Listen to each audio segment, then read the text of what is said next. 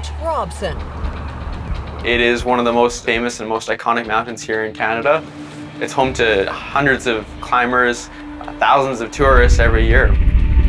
Summiting at nearly 4,000 meters, this mountain is filled with challenges and mysteries. Mount Robson has gone through thousands of years of, or millions of years of geological change here, which creates something that's very, very unique. Patrick Word and Jingyi Zhang are climbing buddies, and they're about to reach the peak for the first time. Hey guys, how are you today? Welcome to Valemount. Thank you, nice to meet you. Likewise. But they're not climbing today. For the purposes of this flight, we're going to be taking off in Valemount down here. We're going to scan the largest mountain in the Canadian Rockies with a single camera and just taking thousands of shots. These pictures aren't for any scrapbook. Patrick and Jingyi want to bring this mountain to life. That's what we're going for. We're going for something that's true to life, that's perfect representation. Ready? 3, 2, 1, firing.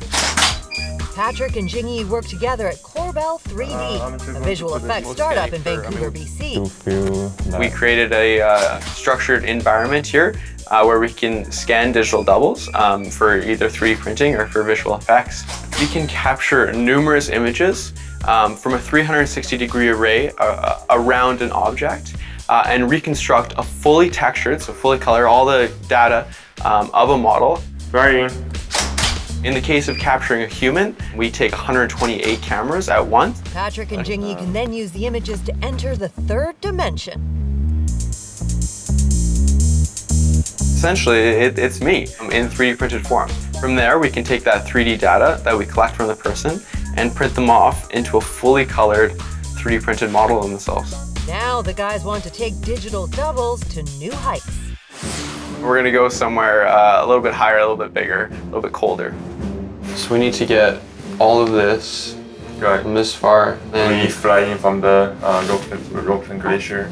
We probably need 4 to 6 laps around the main peak. The key to making this work? A simple GPS attached to a DSLR camera.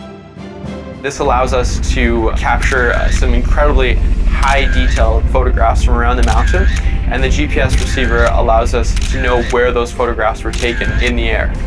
So then when we come back, we can use that to triangulate the object. The sheer size of the mountain is only one of the challenges.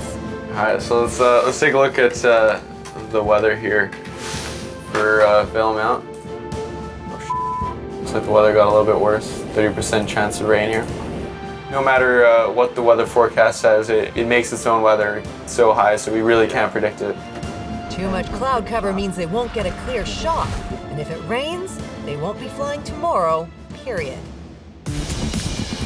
On the day of the flight, however, it's looking all clear.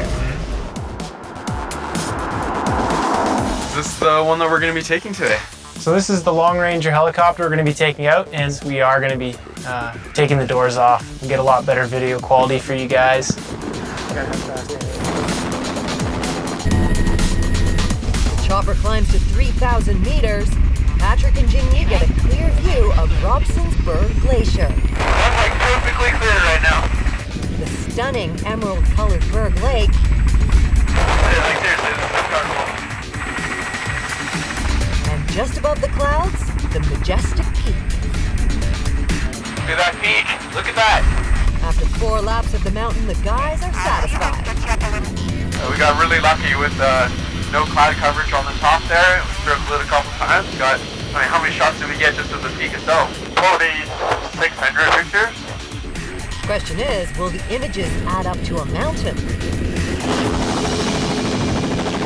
A 3D model. Back at Corbell, the photographs are entered into the computer to create a point cloud. We use something called photogrammetry, which works much in the same way that human vision does. Just as our 2 eyes provide a stereo image, by feeding the computer hundreds of images that we took earlier, the computer is capable of processing those images into something much more detailed in terms of depth information. Computer rendering is high def and highly detailed. Now it's time to print.